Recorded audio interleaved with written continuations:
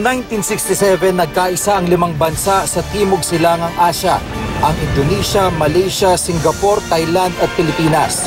Pinirmahan ang tinaguriang Bangkok Declaration para buuin ang Association of Southeast Asian Nation o ASEAN na layong itaguyod ang regional cooperation tungo sa kapayapaan at kaunlaran. Ang 5 bansang lumagda sa declaration, kabilang ang Pilipinas, tinaguriang founding members ng ASEAN. At ang grupong yan lumaki sa mga sumunod na dekada. Taong 1984, sumapi na sa ASEAN ang Brunei Darussalam, ang Vietnam noong 1995, Laos noong 1997, Myanmar noong 1997 at Cambodia noong 1999.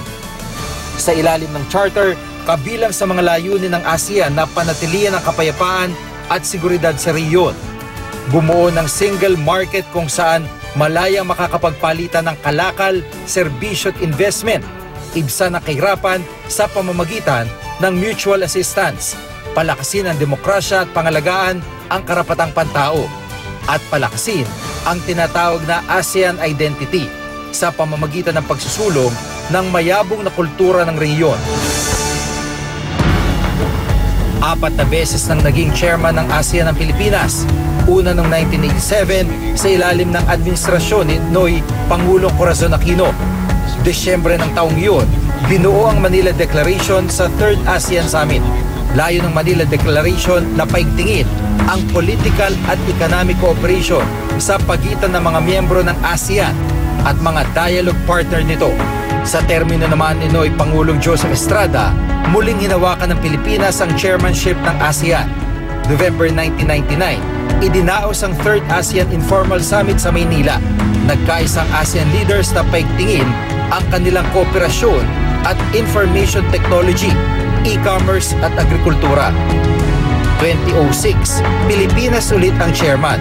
Sa panahon naman ni Noy Pangulong Gloria Arroyo, Disyembre dapat gaganapin ang ASEAN Summit sa Cebu pero ipinagpaliban ito. May mga espekulasyon noon na dahil ito sa banta ng terorismo, pero ang paliwanag ng gobyerno dahil ito sa banta ng Bagyong Senya. Natuloy rin ang ASEAN Summit noong January 2007. Kabilang sa mga nilagdaan ng kasunduang magtitiyak na bibigyan ng tamang sahod at maayos sa tirahan ang mga migrant worker at ang Convention on Counter-Terrorism na layong paigtingin ang palitan ng impormasyon at joint training ng mga miyembro ng ASEAN para labanan ang mga terorista.